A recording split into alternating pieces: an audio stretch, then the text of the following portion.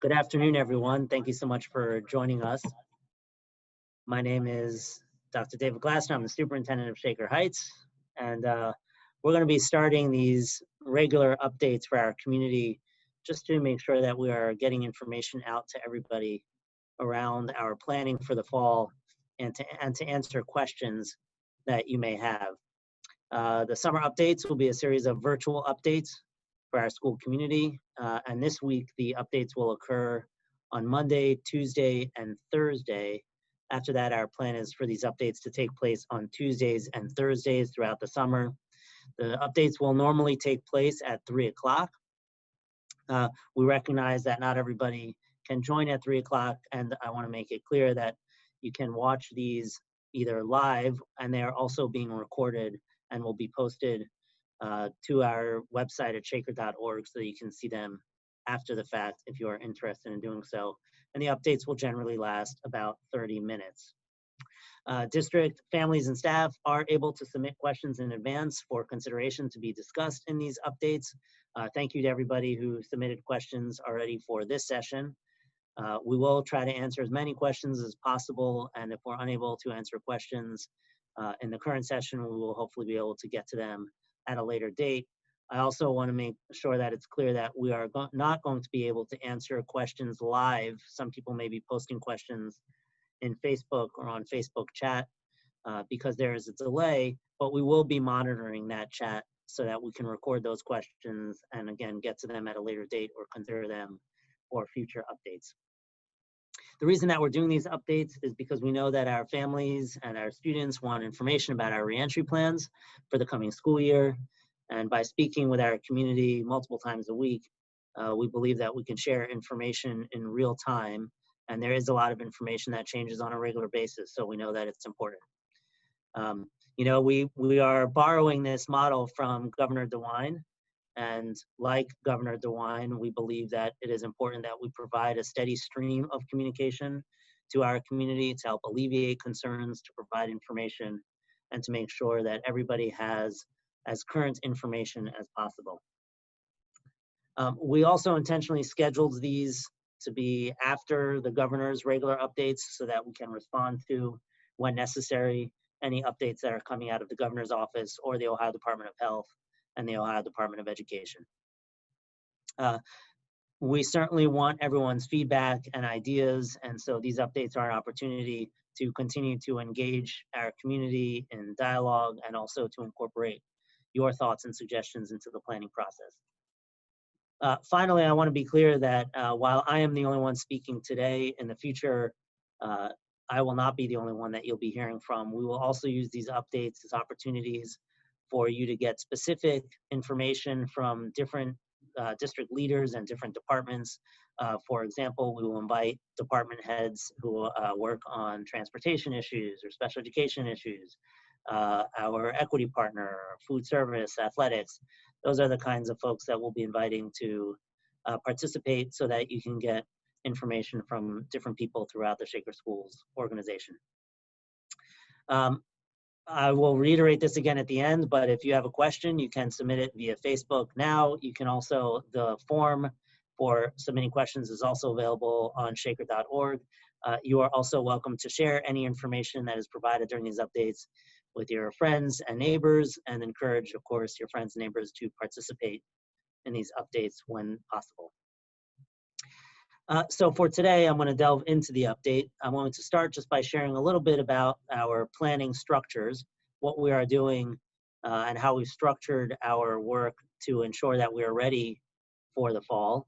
I'll also provide an update on state guidance that we are receiving and legislative guidance. And then I will start talking a little bit about the options that we're planning for in the fall and start answering some of the questions that we received prior to today. So in terms of our structures and how we are set up in order to best respond to the planning for the fall, as many of you know, earlier this year, we established a district coronavirus response task force. That task force was initially charged with planning for our extended closure. So they did a lot of the work leading up to the extended closure that took place over the past 3 months. The task force is comprised of leadership throughout the district and includes people who are involved in learning and teaching, curriculum and instruction, as well as operations, equity, and health. And so we want to make sure that we're really taking a broad view in terms of who is participating on the Coronavirus Response Task Force. As we plan for the fall, that task force has also developed a number of different subcommittees and work groups because the planning for the fall is so involved and detailed. And so we currently have work groups that include our learning and teaching work groups that are broken up by grade bands. So we have grades pre-K through 4th grade, grades 5 through 8, grades 9 through 12, and a work group dedicated to focusing on exceptional children, our people services support. We also have work group dedicated to operations, work group dedicated to data and technology, and a work group dedicated to fall and community engagement. One of the questions that we've gotten quite a bit is how we are ensuring that we are prioritizing educational equity in all of the planning that we're doing. Thanks to our equity partner, Erica Merritt, we've developed an educational equity impact analysis tool that is really a framework of questions that each of our subcommittees works through when planning for the fall. So for example, as we plan, are the racial, ethnic, marginalized groups most affected by this decision represented at the table? How will the decision that we're discussing affect each group? How will the decision be perceived by each group? Does the decision worsen or ignore existing disparities? Does the decision we're discussing produce other unintended consequences?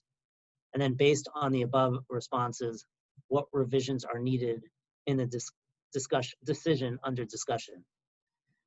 So we really have been making sure that we prioritize educational equity. I should also add that the planning for the fall goes hand in hand with the implementation of our new 5-year strategic plan, which the pillars of that strategic plan are educational equity and the International Baccalaureate Framework. And so those are the two things that are really driving our work as we plan for the fall. As many of you know, we also have a family advisory committee that it works adjacently with our re-entry subcommittee. They are meeting weekly at this point, and we've had a great interest in participating in that family advisory committee, and they currently meet twice. When they meet both in the morning and in the evening to accommodate different people's schedules. We appreciate everyone's input and feedback as part of that committee. I should add, of course, that the committee is by no means the only way that a community stakeholder or staff member or even student could provide input or feedback in the process. We have a standing feedback form that is on our website. We also have regular surveys. We've administered a number of surveys already, one for families and students and one for staff, and we expect that we will continue to provide larger survey opportunities for our community as this process unfolds. And of course, families are always welcome to contact district administrators, including your building principals or other district administrators, if you have any questions, thoughts, or concerns. So I know in planning for next year, one of the questions that continues to rise to the surface is when we will get guidance from the state to help identify and define what our parameters are or what guidelines we should be following for next year. So far, we have not gotten any final guidance from the state for planning for next year. There was draft guidance that was provided a couple of weeks ago. We do think that for the most part, we are hearing that many of the decisions around planning for next year will be left to local school districts and local school boards. And so we're taking that into account while also knowing that we have learned over the past 3 months about health and safety protocols that seem to be more effective when responding to the coronavirus. And we want to make sure that we take those into account when planning for next school year. And that we're using that already, even in the absence of state guidance. So, for example, we know that social distancing is really important, and that we must make sure to find ways to ensure that our students and staff are able to maintain 6 feet of distance during the school day. We also know that it seems that masks are also something else that is a tool that we can use to help ensure student and staff health and safety, and regular hand washing, sanitization of spaces are all also tools that we need to incorporate into our planning process. So those are things that we are making sure to focus on, like I said, even in the absence of concrete state guidelines, and that may change over the next couple of weeks as we hear more from the state. The other thing I wanted to mention, just from a state level, is that this past Friday, our legislature passed a bill related to next school year, and the governor signed which the governor signed immediately after passage. The bill really extends a lot of the flexibility that school districts had as it relates to accountability measures for the next school year.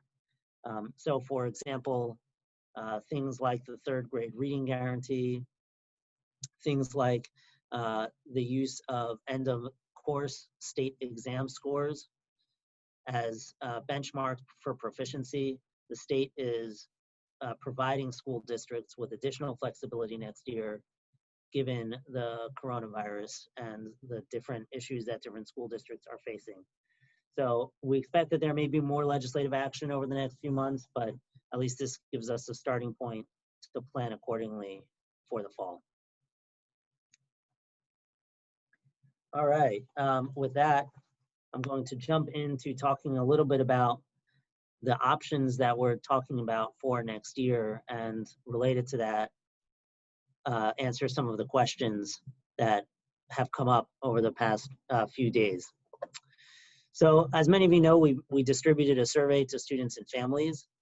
That survey received nearly 1,200 responses. So thank you everybody for providing your input.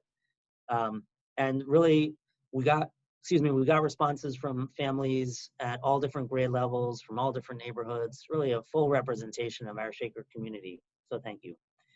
Based on the survey, more than 87% of families said that they were certain or likely to want to send their children to school in person in the fall. Just under 10% said that they were unlikely to send their students to school in person in the fall, and approximately 3% said that they would definitely not send their students to school in person in the fall. We also asked questions about transportation, and so we had approximately 40% of families said that they would allow their children to ride a school bus. About 25% said they would not allow their child to ride a school bus, and about just under 40% said that their child walks to school. We also asked families about what type of blended or hybrid model they prefer, and I want to spend a little more time talking about this.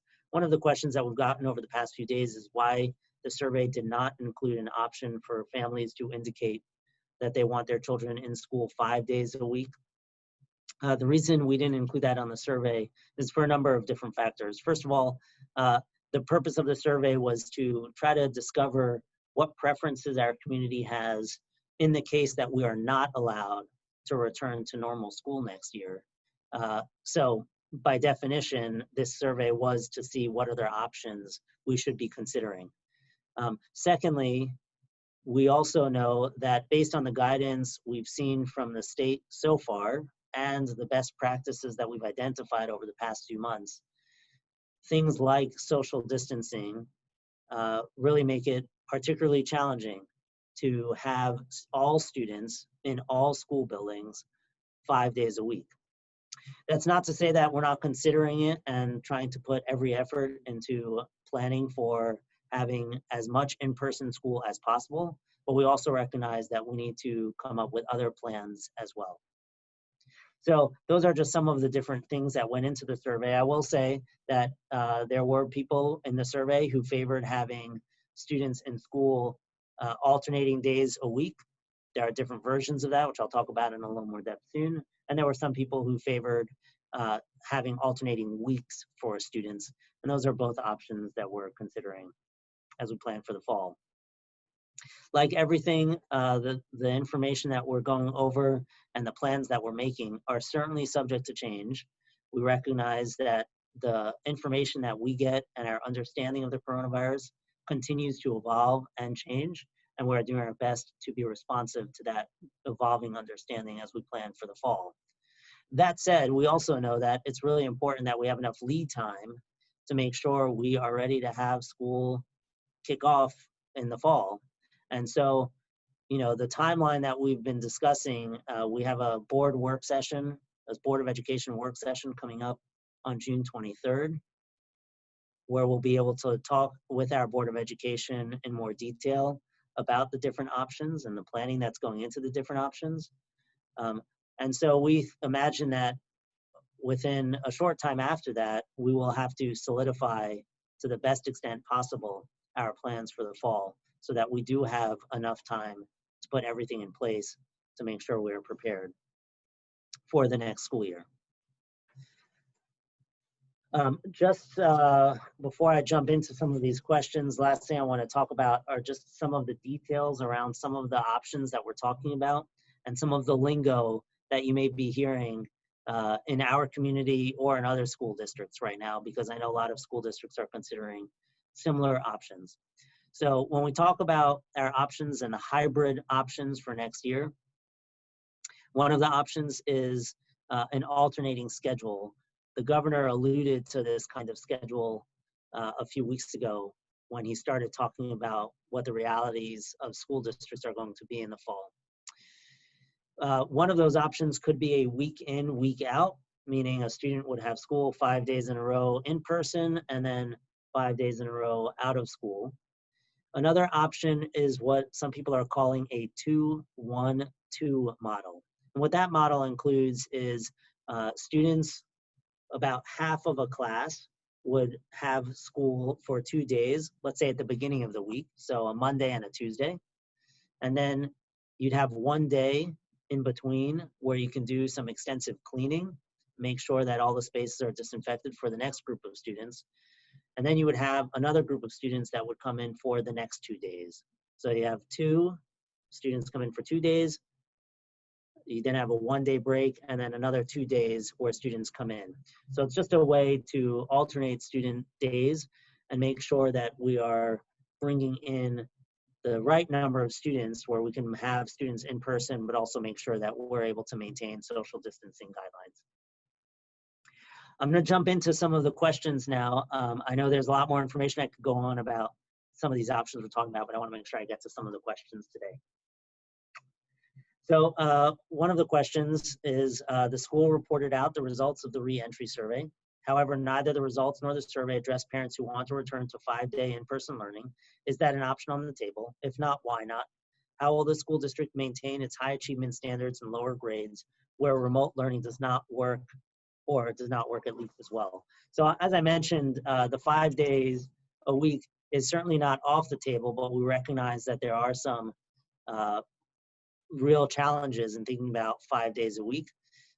We also, I want to be clear, when students are not in person, we will be providing them with learning at home. We'll be providing them with remote learning opportunities from home, like we have this past year. Although we also know that we've learned, there are some lessons learned and takeaways from our remote learning experience the past few months. So I imagine it will be a stronger, revised remote learning experience for students when they are at home. And if I could just delve into that 5-day-a-week question in a little more depth. When we think about the limited number of students we can have at once in a classroom so that we maintain social distancing guidelines, it's a spacing issue. We have to think of other spaces we can use outside of regular classrooms. It's also a staffing issue because we need to make sure that we have enough staff for all of our students. And if we're dividing our classroom sections into halves or more, into quarters or somewhere in between, that also requires significantly increased number of staff. So that said, I will keep reiterating, 5 days a week is not necessarily off the table, but we also want to make sure we're putting in a lot of planning to think of our other options. We also, well, I'll go on to another question and come back if there's time with some of the other points on that. Another question was, how are we going to manage wearing masks in buildings that can get to 90 degrees or higher and no air conditioning? There were no heat days last year, but high school students had health issues as a result of the heat. This is certainly an area that we're concerned about. We know that at the beginning of the year, our buildings tend to be hot. And so we know that it's already difficult to be in our buildings, and wearing masks may make that even more difficult. If there is, we're continuing to work with the state and other health experts to determine what age people need to be wearing masks, whether that includes all students, whether it includes students above a certain grade level, whether it includes all staff, and maybe it's recommended for students. So these are some of the things that we're working on. We also recognize that air circulation in general, regardless or in addition to wearing masks, is important. So whether that means we need to make sure we have more fans in place, particularly at the beginning of the year, or keep windows open, or something like that to make sure that we have proper airflow in our classrooms. That is something that has also been under discussion. Another question, given that at least part of learning will need to be virtual, I'm curious what the district is doing to develop a virtual approach. I'm very glad that that question was asked. So I'm going to tackle this question from a few different perspectives. First of all, I agree virtual learning is going to need to be part of our planning for the fall for a couple of reasons. As I've alluded to, we expect that it's very likely that there are going to be some students in person, but there are also going to be some students not in person any given day of the week. So I want to make sure that we're continuing to provide remote learning opportunities for students. We also know that there are students who may be unable to attend school in person next year because of ongoing or underlying health concerns, among other reasons. And so we are considering the possibility of opening what we're calling a virtual academy, which would provide ongoing remote learning for students at all grade levels. We currently have a bit of a model in place with our Innovative Center for Blended Learning that currently is open for students in grades 9 through 12. We think that it may be necessary to expand that kind of opportunity for students across all grade levels next year. Again, it's something that is just under consideration right now. We're still thinking of the planning needs and the details that need to go into a virtual academy, but that is something that we are considering. So I do want to reiterate that virtual environments are certainly something we're considering for our students for next year. I have time for one or two more questions, and then we're going to have to wrap up for today. Another question we received is, what date will we know what the plan for next year will be? Many of us do not have childcare if there's a split week, and many are not working from home. We need time to discuss with employers if accommodations can be made. Again, thank you very much for a great question. We recognize that this concern exists. It exists for many of our own teaching and our staff and faculty as well. So we want to make sure we are as proactive as possible in providing as much information as possible. As I shared earlier, our kind of soft target right now is at the end of this month or beginning of July. We hope to have a more solid plan to be able to share partly following our work session with the Board of Education. And we know that the circumstances on the ground continue to evolve and change. And so we want to be cognizant of that as well. I'm going to answer one question and then wrap up for today. One last question. And the question is from somebody who currently works, I believe, in higher education and is seeing a lot of colleges make the decision to go fully remote after Thanksgiving break and finish the semester remotely. Is there any possibility of Shaker doing this or giving students the option to do this so they could self-isolate for at least 2 weeks leading up to the winter break to potentially safely see family or, I imagine, travel? So I have heard the same thing, and in talking with my superintendent colleagues, I think the key to our planning process is making sure that we have flexibility to move between options as needed. So we may start in person, but recognize that if there is a spike in cases across our community or across the county or in a specific building, we may need to shut down or close out our schools again for an extended period of time. And so we do want to have the ability to move back into a remote setting if that becomes necessary. We have not committed to closing our schools for a specific length of time, like between Thanksgiving and the winter holiday yet. But that is something we do want to be aware of. And, from our medical experts, there is certainly some discussion that as we enter into the fall and winter and flu season, it becomes increasingly likely that we will see a spike in cases and we'll need to make adjustments accordingly. So that is something that is brought up. I want to thank everybody for participating today. I'm very sorry that I couldn't answer all questions. I know that there have been some questions that have appeared in the Zoom chat box. Like our Facebook chat, we are monitoring those questions and will include them for consideration in future updates. I will be providing another update tomorrow at 3 o'clock, same time, same place, and look forward to seeing you there. And please spread the word for folks who are unable to be in attendance today. This will be posted on shaker.org after the fact, and we hope to continue to provide up-to-date information as quickly as possible. Thank you again, and have a great day, everyone.